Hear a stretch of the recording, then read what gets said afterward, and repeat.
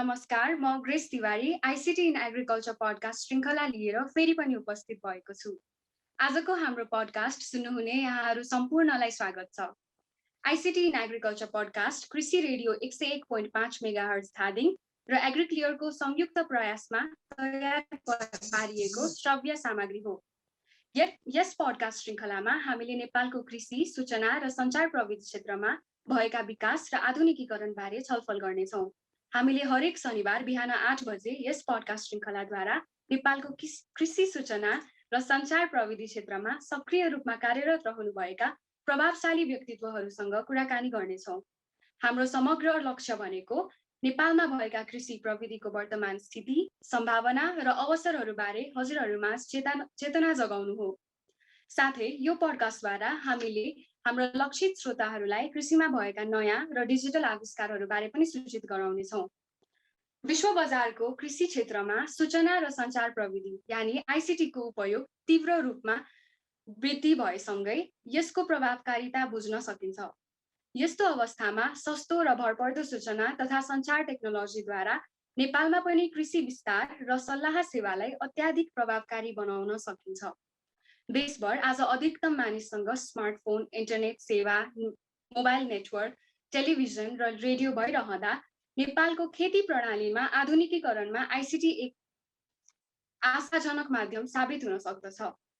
आजको हाम्रो पडकास्टमा नेपालमा कृषि विस्तार र सल्लाह सेवाहरूमा आइसिटीको भूमिका, प्रभावकारिता र हालको परिदृश्य अन्वेषण गर्नुका साथै आइसिटीको विकासमा बाधा पुर्याउने मुद्दाहरू औल्याउनेछौँ। यिनै विषयमा चर्चा परिचर्चा गर्नका लागि हामीले आजको श्रृङ्खलामा जियो कृषिका प्रोग्राम डाइरेक्टर श्री रादीप टन्डुकारजीलाई अतिथिको रूपमा निम्त्याएका छौँ। नमस्कार रादीपजी। नमस्ते नमस्ते, thank you so much for having me. हजुरलाई हाम्रो कार्यक्रममा धेरै धेरै स्वागत छ। हस्, धन्यवाद। र अब प्रश्नहरू राख्नु पूर्व हाम्रो श्रोताहरूलाई हजुरले आफ्नो परिचय र हाल कार्यरत रहनु भएको संस्था जियो कृषिको बारेमा केही कुरा राखिदिनुहुन्छ कि? हस्, धन्यवाद प्रस्तुता ग्रेस बहिनीलाई। सम्पूर्णमा नमस्ते, मेरो नाम चाहिँ रादीप टन्डुकार, घर मेरो सानेपा ललितपुर र हाल म अहिले जियो कृषि इनिसिएटिभमा कार्यक्रम निर्देशकको रूपमा कार्यरत गर्दैछु। म अहिले हाल किसानहरू समक्ष कसरी डिजिटल प्रविधि प्रयोग गरेर उहाँको उत्पादन र सँगसँगै उहाँको उत्पादनको गुणस्तर उकास्ने लक्ष्यमा हिँडेको छु। हजुरलाई यो अवसर दिनुभएकोमा धेरै धेरै धन्यवाद। हजुरलाई पनि धेरै धेरै धन्यवाद। र अब म प्रश्नहरूमा जान चाहे। हजुर, अब नेपालमा कृषि क्षेत्रलाई अझै अब्बल बनाउनका लागि डिजिटल प्रविधिमा आधारित कृषि सल्लाह सेवाहरूको प्रयोग कसरी भइरहेको छ र यसमा के कस्ता कुराहरू समावेश गरिएका हुन्छन्, यसबारे केही भनिदिनुहोस् न। हुन्छ, धन्यवाद प्रश्नको लागि। चाहिँ हामी सुरुमा नै आइसिटी चाहिँ कसरी प्रयोग गरिरहेका छौँ र आइसिटीको चाहिँ यसको के खालको जानकारी दिइरहेको छ भन्ने खालको प्रश्न सोध्नुभयो हजुरले। त्यो एकदम आवश्यक पनि छ। म अहिले कार्यरत रहेको मेरो संस्था भनेको जियो कृषि र हामीले चाहिँ एउटा डिजिटल कृषि परामर्श सेवा भनेपछि किसानलाई चाहिँ एउटा एग्रो एडभाइजरी भन्छ हामीले अङ्ग्रेजीमा भन्दाखेरि। कसरी के रोप्ने, कहाँ रोप्ने, कसरी रोप्ने, रोप्दाखेरि के ध्यान पुऱ्याउनुपर्छ, बजार लाँदा कसरी बजारमा लाने भन्ने सम्पूर्ण जानकारीको चाहिँ मूल स्रोत दिने कोसिसमा गरेका छौँ। हालमा त हाम्रो एउटा एउटा एउटा न्यायिक हक नै छ हाम्रो। हामीले चाहिँ सूचनाको हक भन्छौँ, द्याट इज हाम्रो राइट टु इन्फर्मेसन भन्छौँ। तर सूचनाको हकसँगै सूचनाको पहुँच चाहिँ छ कि छैन भन्ने हिसाबमा चाहिँ हाम्रो उद्देश्य चाहिँ सूचनाको पहुँच किसान समक्ष पुग्नु हुने हो। हामीले चाहिँ आइसिटीको मुख्य उद्देश्य चाहिँ हामीले कृषिमा काम गर्न खोज्दाखेरि चाहिँ हामीले के गर्छौँ, धेरै जस्तो चाहिँ हामी कृषि भन्ने बित्तिकै उत्पादक कृषक समक्ष मात्र पुग्छौँ। तर कृषक भनेको एउटा पात्र हो हाम्रो कृषि मूल्य श्रृङ्खलामा। अरू पनि विभिन्न अभिनेता हुनुहुन्छ। सँगसँगै हामीसँग कृषक सँगसँगै हामीसँग प्राविधिक साथीहरू हुनुहुन्छ, हामीसँग योजनाकार बनाउने हाम्रो स्थानीय सरकार अथवा हाम्रो विभिन्न गैर संस्थाहरू हुनुहुन्छ, गैर सरकारी संस्थाहरू हुनुहुन्छ हामीसँग। सँगसँगै अरू पनि विभिन्न खालको चाहिँ सङ्घ संस्थाहरू हुनुहुन्छ। तिर सबैले समेटेर हामीले चाहिँ 4वटा प्रडक्ट लाइन बनाएका छौँ हामीले चाहिँ। सो जियो कृषि फार्म भनेको चाहिँ मोबाइलबाट चल्ने एउटा एप्लिकेसन हो, जो विशेष गरी उत्पादक अथवा हामी किसानको लागि केन्द्रित गरेको छ। दोस्रो भनेको चाहिँ हामीसँग जियो कृषि EXC भन्ने छ। यो भनेको कृषकभन्दा अलिक थोरै जटिल र प्राविधिकलाई काम लाग्ने खालको चाहिँ सुविधा भएको एउटा मोबाइल एप बनाएका छौँ, जियो कृषि EXT भन्ने। तेस्रो हामीले जियो कृषि वेब एप भन्ने बनाएको, त्यसलाई हामी इन्टरप्राइज पनि भन्ने गर्छौँ। यो चाहिँ हाम्रो स्थानीय सरकार अथवा डेभलपमेन्टल पार्टनर्स अथवा कुनै पनि सङ्घ संस्था त्यहाँको सहकारीलाई चाहिँ योजना बनाउनलाई चाहिँ सहयोग पुर्याउने खालको चाहिँ एउटा जियो कृषि एन्टरप्राइज बनाएका छौँ। सँगसँगै बजारीकरणको लागि चाहिँ हामीले सामूहिक बजार .com भन्ने पनि बनाएका छौँ। सामूहिक बजार .comमा चाहिँ बेच्ने मान्छे र किन्ने मान्छे एकअर्कासँग अन्तर्वार्ता गर्न पाउनेछन्। त्यो भएको हिसाबले चाहिँ हाम्रो मुख्य उद्देश्य भनेको चाहिँ एन्ड टु एन्ड अथवा तत्त्व एउटा तत्त्वदेखि अर्को तत्त्वसँग चाहिँ सूचना आदान प्रदानमा चाहिँ सक्दो डिजिटल प्रविधि प्रयोग गरेर अहिले नै तुरुन्तै र सँगसँगै एकदमै प्रत्यक्ष रूपमा चाहिँ सूचना कसरी ओसार पसार गर्न सकिन्छ भन्ने उद्देश्यका साथ चाहिँ हामीले काम गरिरहेका छौँ। यसरी नै हाम्रो मुख्य उद्देश्य भनेको चाहिँ अहिले हालको लागि चाहिँ हाम्रो मुख्य केन्द्र भनेको चाहिँ उत्पादकमा रहेको छ भनेपछि जियो कृषि फार्ममा चाहिँ हामीले किसानलाई उत्पादनदेखि बजारीकरणसम्म भनिसकेपछि चाहिँ कुन बाली लाउँदा सुहाउँछ, बालीको मौसम कस्तो हुँदाखेरि चाहिँ बालीलाई राम्रो हुन्छ, माटोको परीक्षण कसरी गर्नुपर्छ, बालीको विभिन्न उसको जीवन चक्रमा लाग्ने विभिन्न बेलामा चाहिँ कसरी रोप्ने, कतिखेर रोप्ने, कसरी रोप्नेदेखि लिएर रोग लाग्नसँगै रोग किराहरूको बारेमा जानकारी, उसको किसान डायरी। सो हामीले चाहिँ समस्त गतमा भन्दाखेरि चाहिँ एउटा इन्टिग्रेटेड अप्रोचमा चाहिँ गइरहेका छौँ। हामी सबैलाई चाहिँ एक ठाउँमा समग्र ल्याएर किसान समक्ष कसरी सेवा पुर्याउने र सूचनाको हक चाहिँ किसानले पाउनु पनि पर्यो, किसानले के समस्या परेको छ भने सूचना पठाउनु पनि सक्नु पर्यो। त्यो आधारमा चाहिँ हामीले डिजिटल अथवा हामीले आइसिटी चाहिँ नेपालमा काम गर्दैछौँ। यस्ता डिजिटल प्रविधिमा आधारित कृषि सल्लाह सेवाहरूको समयमै र सान्दर्भिक जानकारी लिनका लागि कतिको सहज र प्रभावकारी छ? साथै उक्त सेवाले कृषि उद्यमी, सरकारी निकाय तथा अन्य सरकारवालाहरूले कसरी सहयोग पुर्याउने गर्दछ?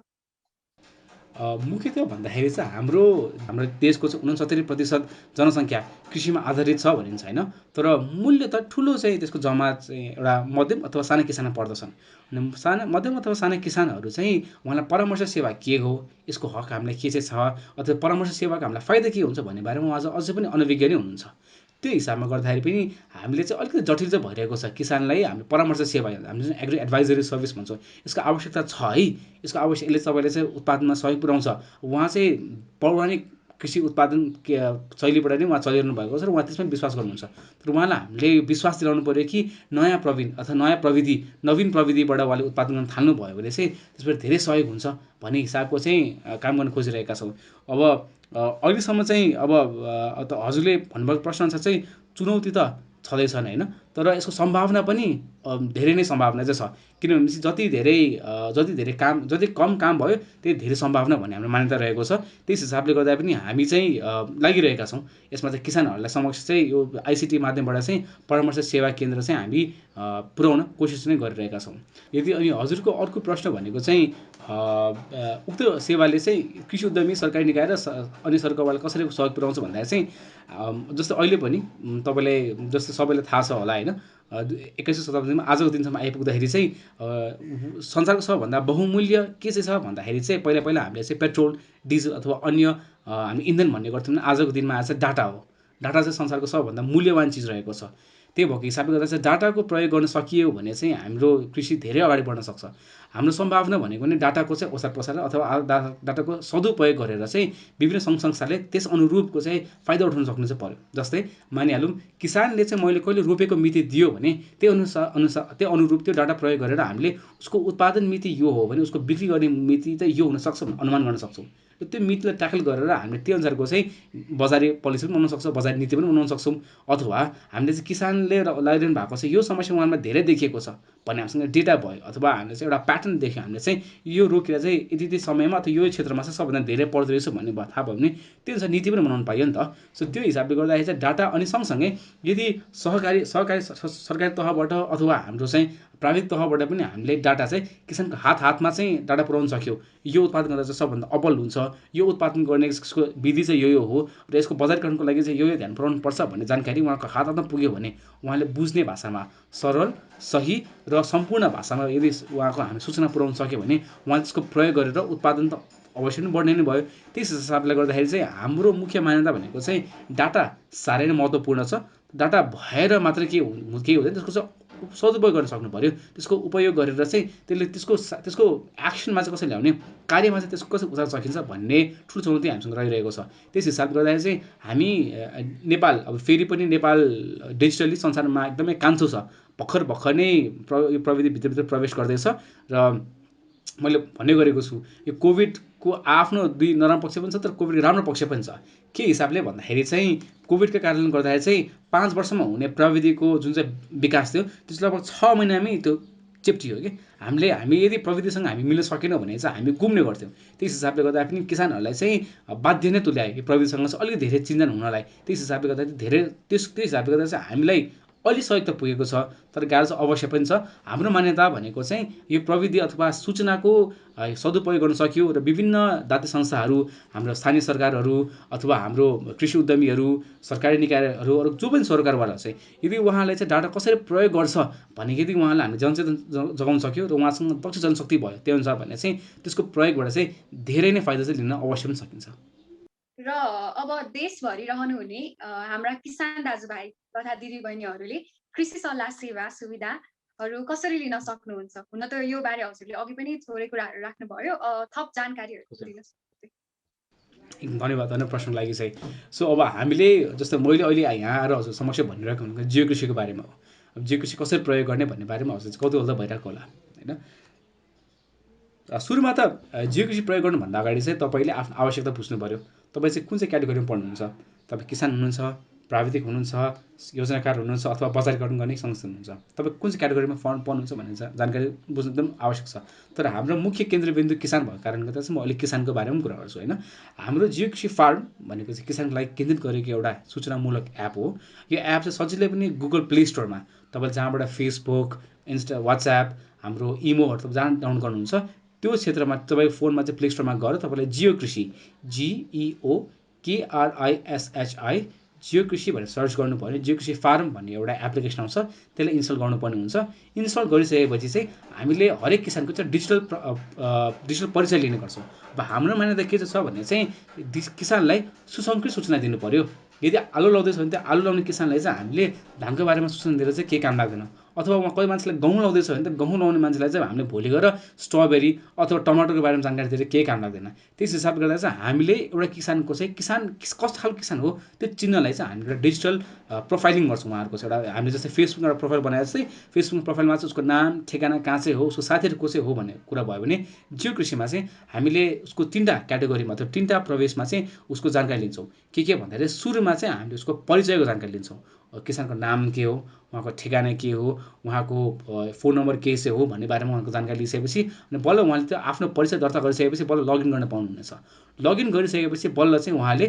दुई खालको चाहिँ जानकारी दिनुपर्ने हुन्छ पहिलो भनेको चाहिँ खेतको बारेमा जानकारी उहाँको खेत कहाँ छ उहाँको खेतको जिपिएस लोकेसन चाहियो हामीलाई उहाँको खेतको नाम के हो र उहाँको खेत कति क्षेत्रफलमा फैलिएको छ भन्ने बारेमा जानकारी चाहियो र दोस्रो भनेको चाहिँ उहाँको बाली योजना उहाँले के लगाइरहनु भएको छ उहाँले कहिले रोप्नुभयो र उहाँले कति जग्गामा रोप्दै हुनुहुन्छ त्यो 3टा कुरा मैले फेरि पनि उहाँ दोहोऱ्याउन चाहेँ हामीले पहिले नै उहाँको छ परिचय नाम ठेगाना मोबाइल नम्बर दोस्रो उहाँको खेतको बारेमा जानकारी खेत कहाँ छ खेतको नाम के हो खेतको कति जग्गामा फैलिएको छ र तेस्रो भनेको उहाँको बालीको योजना उहाँले के रोप्दै हुनुहुन्छ उहाँले कहिले रोप्नु भयो र उहाँले कति जग्गामा रोप्दै हुनुहुन्छ यो 3टा कुरा लिइसकेपछि हामीले एउटा हरेक किसानको एउटा डिजिटल प्रोफाइल बनाउँछ र प्रोफाइल अनुरूप नै उहाँलाई सेवा सुविधा दिने गर्दछौँ जस्तै गोलबेडा लाउने मान्छे छ भने गोलबेडाकै मात्रै सूचना उहाँलाई पुगेको हुन्छ सँगसँगै हामीले यहाँबाट दैनिक रूपमा पनि हामीले विभिन्न खालको चाहिँ रोग किराको बारेमा होला अथवा उत्तम उत्पादन शैलीको बारेमा होला अथवा केको बारेमा पनि जानकारी पठाउनु पऱ्यो भने चाहिँ यहाँबाट हामी छानेर यस्तो खालको किसानलाई चाहिँ यस्तो खालको सूचना चाहिन्छ भन्ने हिसाबले चाहिँ सुसङ्कृत सूचना पठाइरहेका हुन्छौँ त्यस हिसाबले गर्दाखेरि तपाईँले चाहिँ प्रयोग गर्न चाहनु भएको छ भने चाहिँ हजुर प्ले स्टोरमा जानु होला हाम्रो फोनमा चाहिँ जियो कृषि खोज्नु होला त्यहाँबाट 3टा कुरा चाहिँ अनिवार्य रूपमा राख्नु होला सुरुमा चाहिँ आफ्नो परिचय राख्नु होला परिचय दर्ता गरिसकेपछि युजर नेम र पासवर्ड प्रयोग गरेर हजुर आफ्नो खेत आफ्नो बाली थप्नु होला त्यो बाली र खेत थपिसकेपछि बल्ल हजुरले चाहिँ मल क्यालकुलेटर कति मल हाल्ने भन्ने बारेमा जानकारी पाउनुहुन्छ हजुरको मौसमको जानकारी तपाईँको क्षेत्रमा आज मात्र होइन आजभन्दा 5 दिनसम्म कतिको पानी पर्छ कतिको घाम लाग्छ बजारको बारेमा जानकारी तपाईँको नजिकै बजारको केन्द्रमा चाहिँ आजको दिनमा चाहिँ हरेक बालीको चाहिँ होलसेल मूल्य कति छ खुद्रा मूल्य कति छ तपाईँको उत्पादन गर्ने विधि भनेपछि तपाईँ लगाइरहनु भएको बाली चाहिँ राष्ट्र सरकारबाट तोकिएको मापदण्ड के चाहिँ छ कति दूरीमा रोप्नुपर्छ कति गहिराइमा रोप्नुपर्छ रोपेको कति दिनमा सिँचाइ गर्नुपर्छ भन्नेदेखि जानकारीदेखि लिएर हाम्रोमा चाहिँ के पनि छ भने स्मार्ट टेक्नोलोजी अथवा हामीले स्मार्ट नोटिफिकेसन भन्छौँ त्यसलाई चाहिँ स्मार्ट नोटिफिकेसन भनेको तपाईँको रोपेको मिति अनुसार चाहिँ यो एपले तपाईँलाई अटोमेटिकली तपाईँको आजको दिनमा अथवा यो हप्ता तपाईँले गर्नुपर्ने कार्यतालिका के चाहिँ छ त तपाईँले यो हप्ता गर्नुपर्ने तपाईँको समय के भएको छ? तपाईँले रोप्ने दिन भएको छ कि तपाईँको सिँचाइ गर्ने दिन भएको छ कि तपाईँको गोडमेल गर्ने दिन भएको छ कि तपाईँको मल छर्ने दिन भएको छ कि अथवा तपाईँको चाहिँ घरभित्र नै दिन भएको छ? त्यो कसरी गर्ने सम्पूर्ण विधिहरू चाहिँ यसले सुसङ्कृत रूपमा गर्छौँ। त्यस हिसाबले गर्दा चाहिँ किसानले प्रयोग गर्नु पऱ्यो भने यी तिनवटा कुरा चाहिँ हामीले दिनु पऱ्यो अनि हामीले त्यसपछि तपाईँले चाहिँ सम्पूर्ण जानकारी चाहिँ एप मार्फत दिन सक्छौँ। र अब अर्को प्रश्नमा जानुभन्दा अगाडि हाम्रो कार्यक्रम सुनेर बस्नु भएको श्रोताहरूलाई भन्न चाहन्छु कि तपाईँ अहिले आइसिटी इन एग्रिकल्चर पडकास्ट सुन्दै हुनुहुन्छ। यो श्रव्य सामग्री एग्रिक्लियरले तयार पारेको हो र यो पडकास्ट तपाईँ हरेक शनिबार बिहान 8 बजे धादिङमा रहेको कृषि रेडियो 101.5 मेगाहर्ज र कृषि रेडियोको वेबसाइट www.krishiradio.org.np र एग्रिक्लियरको वेबसाइट agriclear.io बाट संसारभरि सुन्न सक्नुहुन्छ। र अब म फेरि पनि प्रश्नतिरै आउन चाहे। राजीवजी, हजुरले डिजिटल प्रविधिद्वारा नेपाल कृषि क्षेत्रलाई टेवा पुर्याउनु भएको लगभग 5-7 वर्षको अनुभवले नेपालको हकमा कृषि क्षेत्रमा आइसिटी प्रविधिको प्रयोग गर्दा के कस्ता चुनौतीहरू देख्नु अथवा भोग्नु भयो, यो बारे पनि केही भन्नुहोस् न। चुनौती नभएका होइन, चुनौती जहाँ छन् त्यहाँ थाहा हुन्छ कि एक काम गर्न बाँकी छ र काम गर्ने अवसर पनि छ भन्ने थाहा हुन्छ हामीलाई। नेपालको कृषि चाहिँ एकदमै पुरानो हिसाबमा कसो छ भने चाहिँ कृषि भनेको संसारको अथवा मानव जातिकै सबैभन्दा पुरानो पेसा हो। मानव जातिले चाहिँ मानव जातिको रूपमा पहिलो पाइला नै कृषिबाट नै टेकेको थियो। तर अब नेपालीले चाहिँ यति धेरै संरक्षण गरिदियो कि संरक्षण गर्दा गर्दा उसले चाहिँ आधुनिक तहबाट कसरी कृषि गर्छ भन्ने बारेमा उसलाई ज्ञान नै भएन। धेरैजना किसान साथीहरू चाहिँ के हुनुहुन्छ भने चाहिँ उहाँ चाहिँ पौराणिक तथ्यमा पौराणिक विधिमा नै अल्छामा विश्वास गर्नुहुन्छ र भोलि गएर कसैले सिकाउनु गयो भने चाहिँ उहाँले एउटा कानले सुने अर्को कानले उडाउने चाहिँ काम चाहिँ धेरै ठाउँमा भएको छ होइन। म सबैलाई चाहिँ म जेनरलाइज गर्न सक्दिनँ, तर विभिन्न ठाउँ मैले गएको ठाउँमा चाहिँ यस्तो काम भएको छ। अब उहाँ धेरै मान्छेले इच्छुक नभएको नि होइनन्, कति मान्छेहरू चाहिँ नयाँ प्रविधि सिक्छु भनेर आउनु भएको हुन्छ, तर धेरैजना किसान चाहिँ यसमा चाहिँ अलिकति विश्वास नगर्ने भन्ने हिसाबमा पनि छ।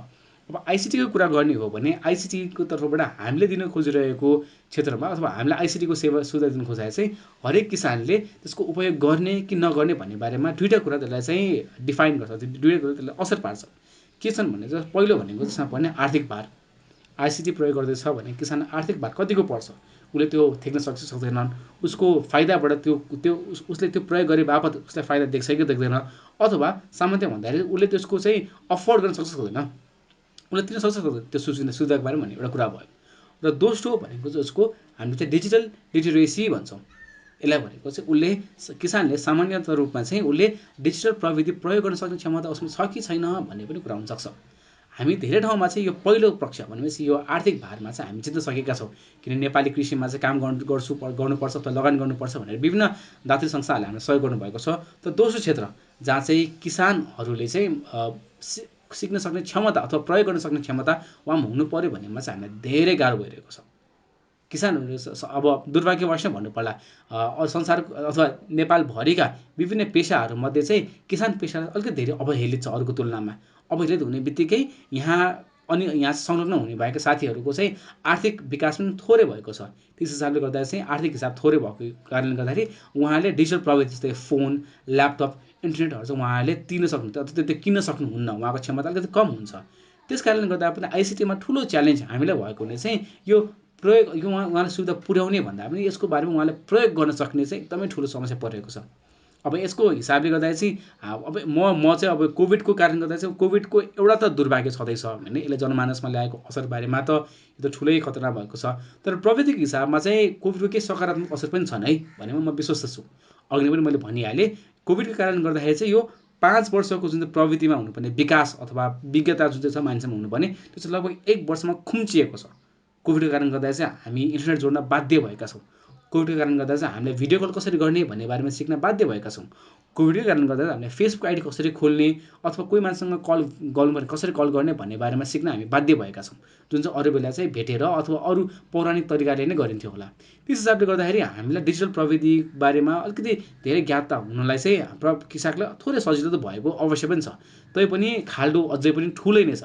त्यस हिसाबले गर्दाखेरि चाहिँ ठुलो चुनौती भनेको चाहिँ किसानलाई डिजिटल प्रविधि सँगसँगै उहाँसँग डिजिटल प्रविधिसँग अलिकति धेरै चिर परिचित गराउन हामीलाई ठुलो चुनौती परेको छ। तर त्यो भन्ने बित्तिकै उहाँमा इच्छा नभएको चाहिँ होइन। हामीसँग कति केसेस पनि छ भने नवबुद्धमा चाहिँ पुरुषोत्तम जीवन हुनुहुन्छ, पुरुषोत्तम सरले चाहिँ के गर्नु भने चाहिँ जियो कृषि नै प्रयोग गर्छु भनेर चाहिँ उहाँले त्यही दिन चाहिँ नयाँ फोन किनेर ल्याउनु भयो।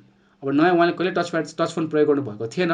तर दुर्भाग्यवश के भइदियो भने चाहिँ अब उहाँले टच फोन नप्रयोग गरेर उहाँले टच फोन चलाउनु कसरी थाहा नै भएन क्या उहाँलाई चाहिँ। तर के थाहा भयो भने चाहिँ उहाँलाई चाहिँ ए म सिक्छु है भनेको लागि चाहिँ मलाई यो आवश्यक छ, यो आवश्यकताको लागि चाहिँ मैले यो किन्नै पर्छ, किनिसकेपछि मलाई यसको फाइदा हुन्छ भने उहाँले विश्वसनीयता भएर उहाँले किन्नुभयो नि त। त्यो एकदमै एउटा सकारात्मक चिन्ह भयो हाम्रो लागि चाहिँ। तैपनि के भयो भने चाहिँ अझै पनि उहाँले प्रयोग गर्न नसकेको खण्डमा अहिले त उहाँ एकदमै विज्ञ नै भइसक्नु भयो हाम्रो प्रविधिमा चाहिँ। त त्यतिखेर चाहिँ उहाँले जब पहिलो दिन उहाँले जब किन्नुभयो त्यो किन्दाखेरि चाहिँ उहाँसँग त्यति धेरै विज्ञता थिएन, त्यस हिसाबले गर्दा चाहिँ उहाँले राम्रोसँग प्रयोग गर्न सक्नु भएन। त्यस्ता अरू पुरुषोत्तम सरहरू धेरै छन् देशभरि नै।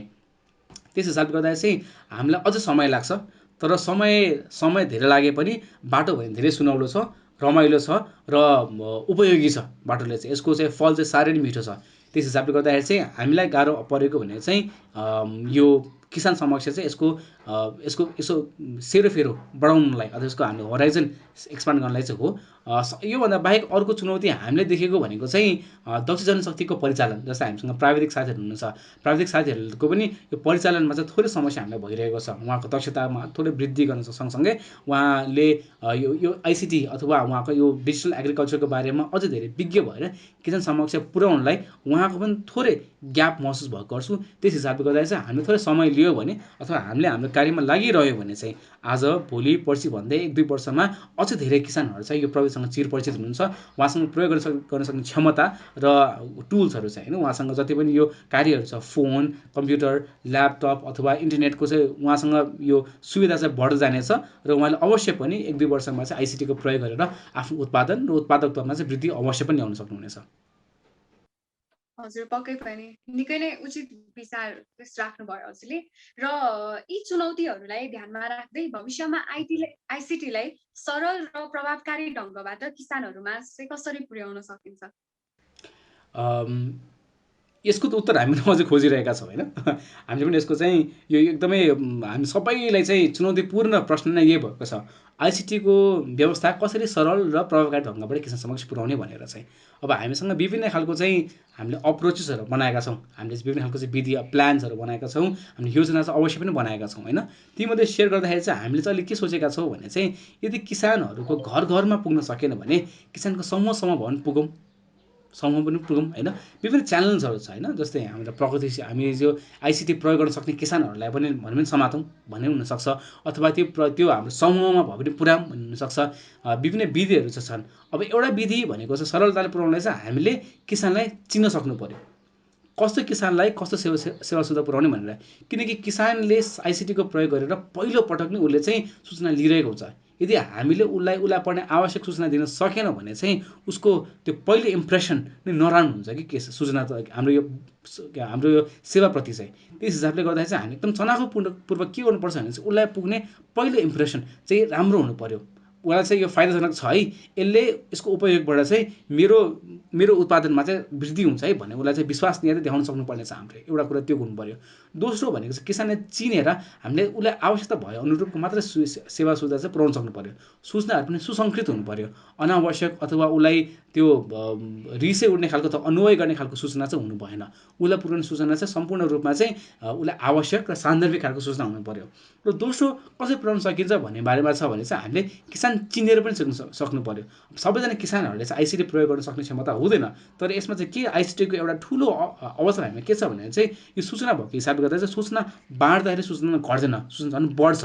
त्यस हिसाबले गर्दाखेरि चाहिँ हामीले यदि सम्पूर्ण किसानलाई पुर्याउन नसके पनि ती किसानको समुदायभित्र कोही 1-2 जना त्यस्तो खालको चाहिँ हामी किसानहरूलाई हामीले चिन्न सक्यौँ, जसले चाहिँ प्रविधिको प्रयोग गरेर सकेर आफ्नो वरिपरिको किसानहरूलाई यदि उहाँ सेवा सुविधा दिन सक्नुहुन्छ भने हामी ती खालका किसानहरूलाई समातेर ती खालका किसानहरूलाई अभिमुखीकरण गरौँ, उहाँलाई सिकाउँ, उहाँलाई प्रविधि हस्तान्तरण गरौँ। उहाँले यो प्रविधि चाहिँ अरू किसान माझ सिकाउन सक्नुहुन्छ।